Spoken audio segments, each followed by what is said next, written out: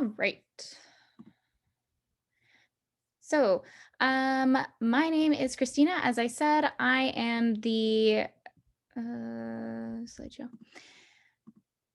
There we go,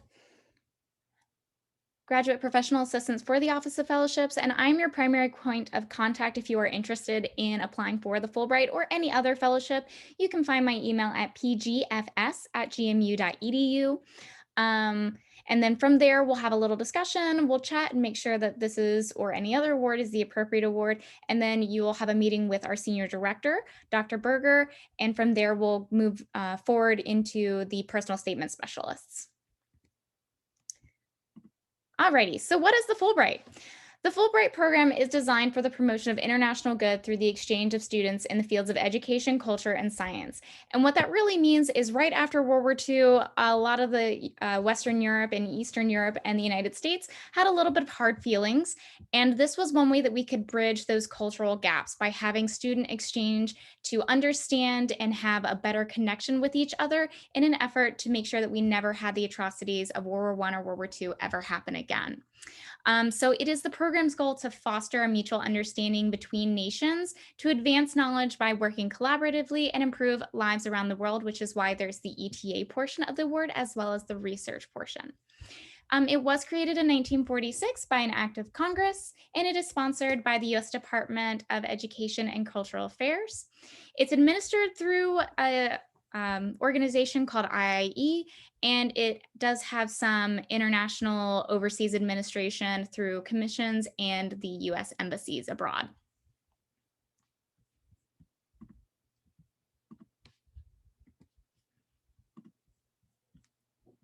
All right.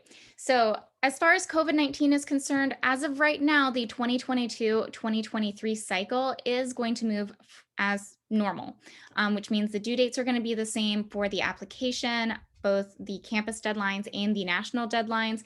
And it is expected to run as normal. Students are going to go overseas and complete their anywhere from 3 to 12-month long ETA or research grant.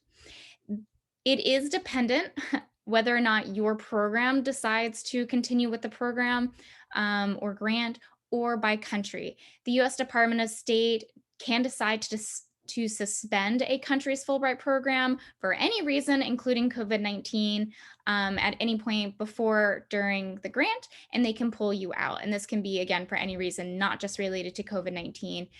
If you're curious, you can look at the United States Department of State's travel advisory. Usually, if the country is in a 3 or 4 level, you're not going to go on your award no matter what. So, a big part of the Fulbright Award is its diversity and inclusion, and this is something that George Mason is really starting to stress as well. The Fulbright strives to ensure that it reflects the diversity of the US society and the societies abroad. So, we definitely encourage involvement from everyone. Even if you don't think that you look like a true Fulbright candidate, you are. Everyone is inclusive.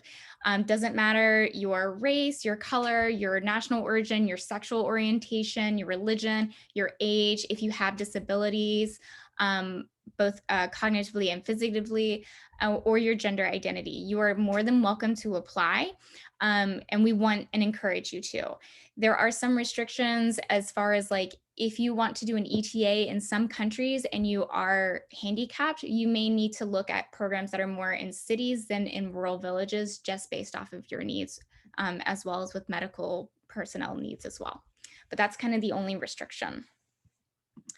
So the Fulbright student eligibility. In order to apply for the Fulbright, you need to be a United States citizen at the application deadline. So if you are in the process of becoming a naturalized citizen and it's going to go through on October 8th, congratulations, you can apply for this round. If it goes through on October 13th, unfortunately, you're going to need to apply for next year's cycle, as this year's deadline for the national deadline is October 12th at 5 p.m. Eastern time. You have to have had your bachelor's degree awarded or an equivalent by the start of the grant. So you can be applying in your senior year to have this start in like this year's cycle is due on October, and it doesn't start until the next following year. Some grants do start in June. Most of them start in the fall, like anywhere between August and September. So you just need to make sure that you have graduated at that time. With that being said, you cannot have graduated with your doctorate by that time. If you are a doctoral student and you are going to already be awarded your doctoral degree, you would actually apply under what's called the US Scholars Program for Fulbright, which is a completely separate thing, different deadlines, different needs. We can talk about that later, though. There are country-specific requirements, and there are also grant-specific requirements as far as age and language. Some countries do require that you have a minimum language requirement to go and be an ETA or do a research grant there. So it's open to graduating seniors, recent graduates, graduate students. You can be working on your PhD, you just can't have it. And early career professionals, including creative and performing arts and musicians. We have had one creative writer that got very, very far. She was an alternate, very sad about it, but she did amazing things, and you just submit a portfolio. So it's a little bit different application process, but we definitely encourage any background to apply for the Fulbright. So there are two different types of awards. In total, there's about 20,000, or not 20,000, wow, I wish. 2,000 awards are granted every year in over 140 countries. For the research grant, it is the smaller of the two grant sizes. They are a little bit more selective. These are for independent research, study, or the arts. And there's about 950 plus minus awards granted every year. These awards are usually for 8 to 10 months. Some extend a little bit longer. And there's about 140 countries that you can go to. A lot of these do require that you have some proficiency, a high level proficiency in this target language. So if you're going to I think in China, you do have to have a certain level of Chinese, of Mandarin, in order to even go through the application process. These also include your UK awards for if you're trying to apply for the master's using the Fulbright. There's only one per school in the UK, so they're highly competitive. This year, Mason had one student winner, which is very exciting news. It's very difficult to get one of those. So we are extremely proud of that student. And it's most important when we're talking about that you're discussing a master's program that really fits your goals and that the school also fits those goals. Then they have the ETA, or the English Teaching Assistantship, which is what a lot of people think of when they think of Fulbright. And you are going to help teach English and the US culture in a classroom abroad. You could be a primary teacher in that you are the main teacher in the classroom, or you could be a secondary teacher where you are assisting another English teacher, but you're a native English speaker, so you can help those students out. This has a lot more awards. There's this year, I believe there's actually closer to 1,300 awards, and this can be anywhere from 8 to 12 months again, but the average is 8 to 10. There is one country, Greenland, just opened up last year, and it's a 4-month-long award just because of how the weather conditions are, but it's very, very new. And this has approximately 75 countries. These do fluctuate every year, both the country availabilities and the number of grants, just based off of what's going on in worldwide economics and if the country can afford it, and the relationship that the United States has at that time. So what does the Fulbright cover? When you are awarded a Fulbright, one, you get a hearty congratulations. You get round-trip airfare one time, so there and back. If you want to come home for a holiday, that would be out of your own pocket to go to that country and back to the United States. You do get a monthly stipend. It is country-specific, and it is not going to allow you to have a weekend trip everywhere, if you go into Europe, to travel across all of Europe. It's enough to live comfortably. You may need to take up some tutoring to finance some other bills, things like that. You do get some accident and sickness benefits and health insurance coverage, and there are a bunch of other possible benefits. Some countries do support dependents. Most countries do not. There's only about 4 that do. So if you have a child or a spouse that you want to bring with you, you would need to look at the country specifics. There is a research allowance for some of them. If you are receiving a UK award, your tuition is covered. Some do cover language lessons, so you can start your language courses the 3 months prior to going on your award and do an intensive language course study that is covered by Fulbright. Enhancement learning activities, they bring all the Fulbrighters together and they have a couple of cool weekend trips. If it is disability related accommodations, if you need an apartment on the ground floor, or stairwell access or things like that, then that's something that they can also help cover. The other really cool things are you are permanently in the network of Fulbright alumni. It is not a huge alumni when there's only been about, until recently, only about 1,000 awards a year. It's only been in the last couple decades that they've really expanded it. So it's a very small network. You are always going to be a Fulbright alumni. You always get a lifelong Fulbright email address. And the other really cool thing about that is you get 12 months of non-competitive eligibility, hiring status within the federal government. So upon your return from wherever your country is, you have 12 months where you don't have to compete. You're literally trying to get hired as if you already worked there, which is a huge advantage, particularly in this area. All right, so the application components. For all of the applications, there is a basic personal data and program information needed. You have to have an abstract, what you want to do with your host country. So maybe you really like dance. This was actually a huge one last year. Everyone wrote about dance and bringing American style dance to wherever they wanted to go, and like bringing it back and talking about it when they returned. And then your future plans. So what are you going to do with your life? How is the Fulbright right here and right now the best fit for you academically and professionally? And that's what they want to know. There are 2 essays. You have your statement of grant purpose, which is your research and study. It's 2 pages. In the ETA, it's only 1 page. So there's a small differentiation. And you have your personal statement. For both, it is a single page. And we'll go into a little bit more depth in like a couple slides. Then, depending on your country and the requirements for that country, you need to have a foreign language evaluation. For research, it is almost always, unless you're going to a UK award school, you will need to have some evaluation for your language skills and proficiency. All awards require 3 letters of reference or 3 letters of recommendation. These need to be very detailed to you and someone that you've worked with very well that can really expand on your role, whether you were working in a lab or your growth as a student, how they've seen you supervise others. It needs to be really something that's personal to you, not a generic letter. If it's generic, I'll tell you right here and right now, you need to find another reference writer. And when I see it in your application, I'm going to send it right back to you and tell you, you've got 3 weeks to find another reference writer. So think of someone that can really give you a really strong reference. And then you go through a process of a campus committee evaluation, which is why we have the campus deadline, which is this year, it is September 15th at 5 p.m. And you're going to submit all of your materials, not just your essays. I want your letters of recommendation. If you have a letter of affiliation, I want everything at that date. And it should be a complete application. So that way we can evaluate it in full and tell you what we need to boost up. It's going to go through a full campus process. We have usually 3 to 5 faculty members from Mason take a look at your essays and give you critical feedback on it.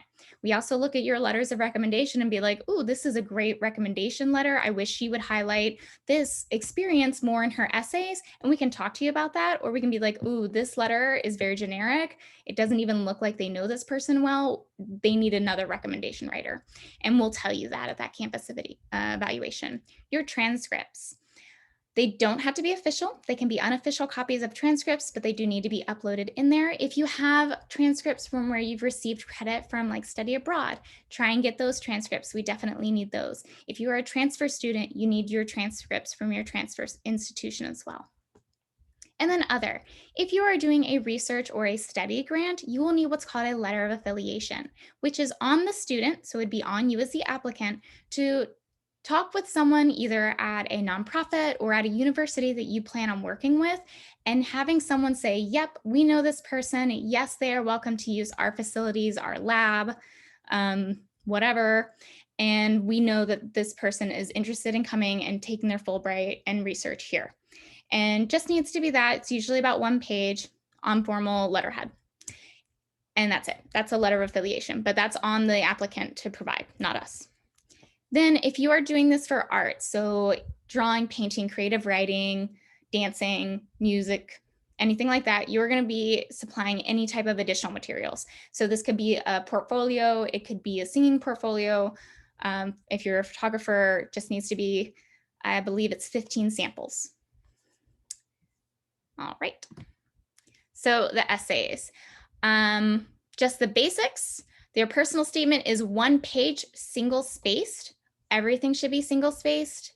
When you edit it, make sure that you get rid of the add space after line, all that. 1-inch margins, 12 point times font. And this should be a preferred upload of a PDF. When we're writing our drafts with a DT or our other personal statement specialists, definitely make sure that it's in a doc or docx. No, that should be docx format, so that way we can make revisions a little bit more easily. Your statement of grant for research, this is 2 pages, single spaced. All of it's the same. Again, preferred upload is the PDF. When you're writing your drafts, it's the doc or docx. DT, did you want to add anything? Sure, you've got to make sure that these are very specific as well, just like with your letters of recommendation, although in this case you have a lot more control over them since you're the ones writing them. They need to be about you, they need to be very focused on what you need to be doing. And for your personal statement, that can be something along the lines of something more personal, as the name would imply. But for your statement of purpose, you definitely need to be writing about what you want to be doing and what you are hoping to accomplish while on the Fulbright. All right. So for the personal statement, just as DT was saying, you should be personal. We want to know why this opportunity is absolutely critical for you and why you are an amazing fit for this. With that being said, don't be too personal. We don't want to know anything that's super embarrassing or is disparaging about yourself. You want to boost yourself up and make you sound like the best candidate. And yeah, we all are human, but we don't need to know that you accidentally caused, your grandmother's car to fall down a hill when you were learning to drive. We don't need to know that. Funny story, don't need to know it. Make it compelling and easy to read. Many of our Fulbrighters, when they make it through the first round, you're going to be sent to a second round, which is somewhere in that embassy of the country you're applying to. They may not be native English speakers and they may not be in your field. Most of the time they're not. So if you use jargon that's really specific to science and neuroscience, or a lot of colloquialisms that are cool in America but don't quite translate, they're not going to know anything about it. And they're probably going to put it to the side and go, I don't get it. This doesn't sound like a good fit for us. You need to describe why the Fulbright is the next logical step in your career, both your academic career and your professional career. So why is this going to help you in 5 years become a doctor? Okay, so think about it that way. Directly reference the cultural exchange. After all, this is all about exchange of culture. Directly reference the Fulbright opportunity. They know you're applying for the Fulbright. You can tell them, when I have the Fulbright, this is what I plan to do. They get it. And highlight your unique perspective. If you are a first-generation student and you completely understand how having English helped you, achieve your college career and dreams and whatever, bring that to the table. If you, have always worked with children and you think that this is the best opportunity for you, because have 9 younger siblings and you know exactly how to teach, bring that. That all helps. It doesn't have to be very formal. Oh, I helped tutor kids when I was, in high school. It doesn't have to be formal shows of leadership and teaching to be applicable for the Fulbright. For the statement of grant, you need to have and this is for the research grant, you need to have a well-defined research grant question and plan. If you are just now starting it, it's probably not going to be ready for you to apply for the Fulbright this year. This is usually something that students have already had in the works and have pretty well mapped out by the time they're applying for the Fulbright. But it needs to be very well defined. Mention your completed background research and show that you're aware of current literature. Remember, this is only going to be 2 pages, so it needs to be condensed, and you do not have the opportunity to put in your lit review as far as like your references. Okay, so this needs to be, you need to show what you know without showing everything that's known. It needs to answer the 5 W's. So who, what, where, when, why, and particularly how. How are you going to accomplish it? Okay. Make the connection to the university or the program affiliation. Not every research grant is going to be at a university. One of our students 2 years ago who won it was working with a nonprofit that was not affiliated with the university at all. And that's okay. That's great. You need to connect both your short and long-term academic and career goals. And again, refer directly to the Fulbright opportunity. They know what you're applying for. DT, did you want to add something? Not a whole lot, but I just want to make sure that you all know that yes, we really need you to have this plan. You really need to be coming into this with knowledge of what you're going to be doing. And as long as you're doing that, you're probably going to be in a better place than some other people might be. But just try to keep that in mind beforehand. And also, yes, the 5 Ws are very important, even though I'm not sure how is quite a W, it's more of an H, but yeah, you do want to know, you do want to give them an idea of who you are, what you're doing, where you're hoping to do it, when you're hoping to do it, why you need to do it, and then of course the how exactly you're planning on doing it. And I think that should pretty much cover a decent bit, so I'll pass back to you. Awesome. All right. So the statement of grant for ETA is a little bit different. You want to refer directly to your country requirements. So take a look. All the countries will specify whether you're going to be teaching anywhere from elementary all the way through post-secondary, career finishing English, or if you're going to be working in small remote villages only doing primary. So you need to look and reflect and be whether or not you're capable of working with young children or not. And refer directly to that. Say, I have 9 brothers and sisters who are all younger than me, and I've taught them since they were in diapers. And use that as a way to build the bridge of your unique perspective and experience on how you can do it.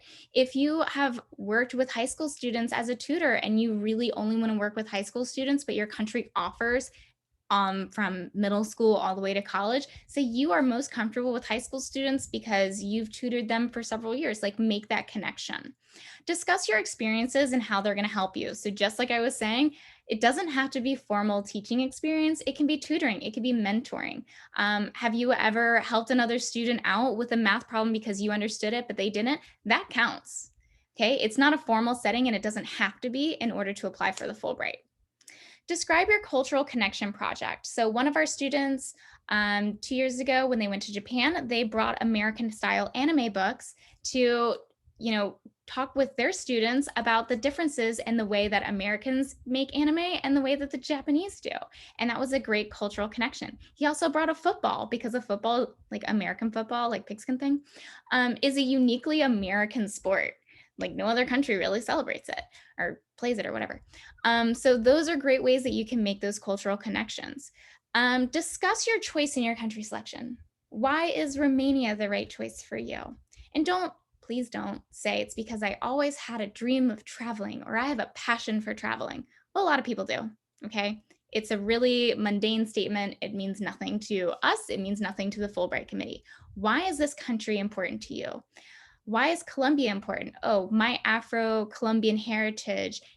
I want to know more about this. I want to know more about the dance style that I've been learning in the United States. So I want to go there and study it. Make that connection. Describe how you're going to contribute to the cultural exchange and mutual understanding. So this could be through the use of, dance clubs. It could be through having a book club was one of the ways that our students have done it in the past. And how are you just going to make that connection with the students and talk about America, but also in our culture? And how do they do? What do they do? What do they do on Saturday nights for fun? Okay. Connect again to both your long and short-term goals. These are both your career goals and your academic goals. And again, refer directly to the Fulbright opportunity. They know you're applying to a Fulbright. You don't need to beat around the bush around it. DT, do you have anything you want to add? At the risk of sounding like a broken record, you do need to be specific. And one important thing that we do like to very much not see at all is the word passion. If you're passionate about something, just describe it. Describe why you're passionate about it. Say what's important to you. Do not say, oh, I have a huge passion for dance, or I have a huge passion for studying. I have a huge passion for whatever. You just want to be specific and you want to be grounded and you want to let them know implicitly why you're passionate about XYZ. Exactly. All right, so there are some style differences between the essays. Your personal statement is where you can be a little bit more individualistic. It should be a little bit more conversational tone, but it still needs to be formal and professional language. Again, avoiding the jargon or of your academic area or any type of colloquial language that won't translate well to someone who's maybe a non-native speaker. For your grant statement, it should be more straightforward discussion of your work, your plans and experience, and it should definitely be a more professional tone. We'll help you with that because it sometimes is very difficult to sound personal in an essay. And the Office of Fellowships knows that. DT and our other statement specialist, Zach, are excellent at making sure that you sound like you in your essays because they want to know who you are. Most of these countries do not have any type of in-person or even over Zoom call to know who you are. So they need to understand and feel your passion and feel the connection they have to you as an applicant through your writing. DT, did you want to add anything?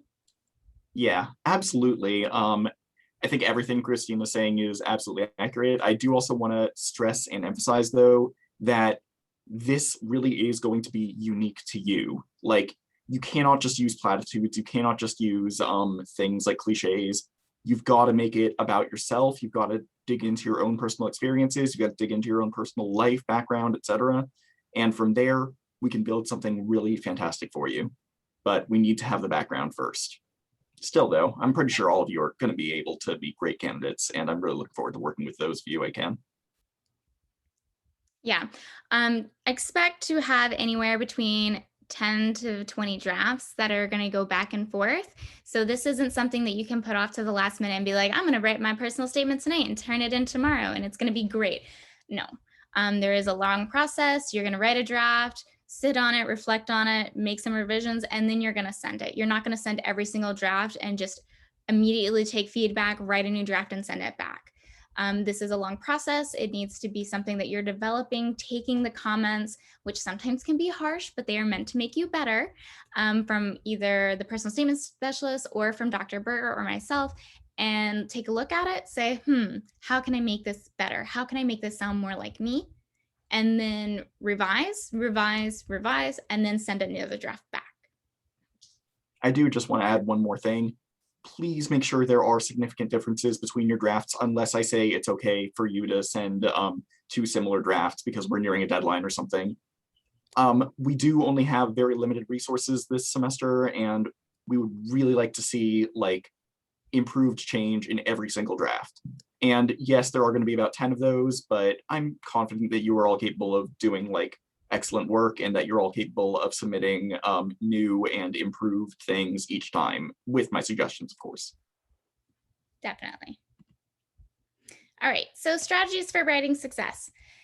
And just for Fulbright in general, think about your motives for applying. Are they to promote cultural exchange, or are they to just visit another country?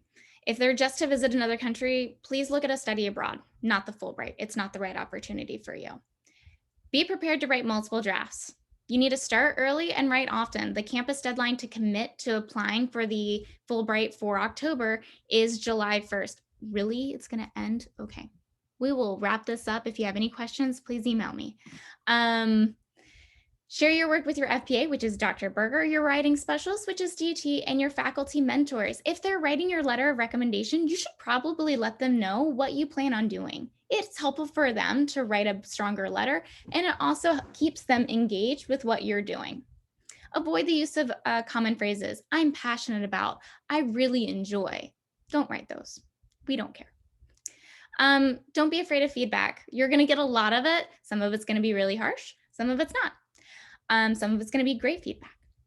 Always proofread, and towards the end, have someone else who has never seen it proofread it as well, because it's those commas, those repeated thes that are going to be, the things that make you go from an excellent yes candidate to like maybe an alternate, or even just out of the competition entirely. Stress, we are not the writing center. We are not going to proofread for you. Please have somebody else proofread. Yes. So your questions in your essay should answer your goals and qualification, what you're going to gain and what you're going to bring, why this country is the right fit for you. Why is now the right time? Why not after you graduate with your master's? Why not while you're working on your PhD? Why is now? Did the reader or reviewer learn who you really are? Did they hear you in your writing, or did they hear your mom or your sister or someone else? Is your project and interaction capable of being completed in the grant timeframe? Remember, depending on your grant, your ETA, or research, it's anywhere from 6 to 12 months. Can you get it done during that time? Or is it something that's going to be like a 2-year long project? They're going to be like, nope, nope, sorry, no, thank you. Will you be a good ambassador to the United States? Are you interested in that culture exchange? Are you interested in learning from someone else as much as you are helping them to learn? And here's the application timeline. So the application's already open. So if you're interested, you can go online at usfulbright.online.org.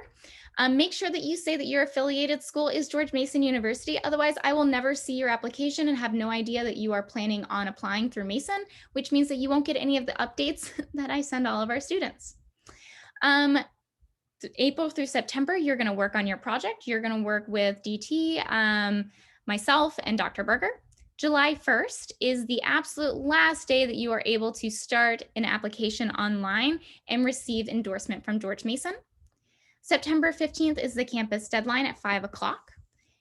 October 12th is the national deadline. It is the second Tuesday in October every year. It's at 5 p.m. Eastern time. If you're working with our office and choose to apply, you have to submit your application a minimum of 24 hours prior to this national deadline because things happen, internet fails, storms hit, all that fun stuff. Between November and December, you're not going to hear anything from anyone. This is during the US review and national screening time. They usually make their first notifications if you've made it through at the end of December, early January. Then from January to May, there is the host country review, which is done usually at the embassies in that host country. And they're going to review it. And then March through June is when there's final selection and notification. And we've been slowly getting some notifications here at George Mason. And yeah, so the application's already open. If you're interested, please don't hesitate to set up a meeting with me at pgfs@gmu.edu so we can discuss your country choice. Before you make that meeting though, please visit usfulbrightonline.org and have your top 3 countries and reasons why you think those are your top 3 countries. So yeah, do we have any brief questions? We've got about 5 minutes left. I had a quick question. Do you mind explaining more on the process of finding an affiliation? I know you mentioned we kind of reach out to the university or nonprofits, but how would we go about that without being like, hey, I'm a complete stranger, you know? That's actually pretty much what you do. So I would, if you're doing something in like, I'll use a project where she was doing something with aviation, like aviaries, birds, and she wanted specifically to research a parrot that's only found in like some subsection of the Brazilian rainforest that's highly endangered. She reached out to a nonprofit organization and said, hey, this is what my research is on my PhD. I would really like to work with you and I'm applying for the Fulbright. And they built a relationship and she was like, thank you so much for all of your time. I was interested in applying for the Fulbright and it requires a letter of affiliation. Would you be willing to write a letter of affiliation for me? And either yes or no. And they write the letter. It needs to be on official letterhead, 1 page, single spaced with a signature. Okay, thank you. Mm-hmm. As far as the language evaluation goes, do they have a preferred format? Is it like an OPI or would a letter of recommend or like a letter from a language professor? Like, is there specifics? So when you open up the application and go down through it, there is a space for a letter for a language evaluation, and they have their own rubric. And it does have to state like, yes, the student would be capable of meeting all the language requirements. There would be no barriers to language communication, etc., written or oral. So it's in the Fulbright. And you would just send that to your language evaluator. You can use George Mason if there is someone in your community, like George Mason doesn't have someone who, we don't have like someone that teaches Yiddish, but they were able to have their rabbi do it. Okay, the rabbi was able to write their letter of evaluation for language. So it doesn't have to be a professor or someone affiliated with George Mason. Got it, thank you.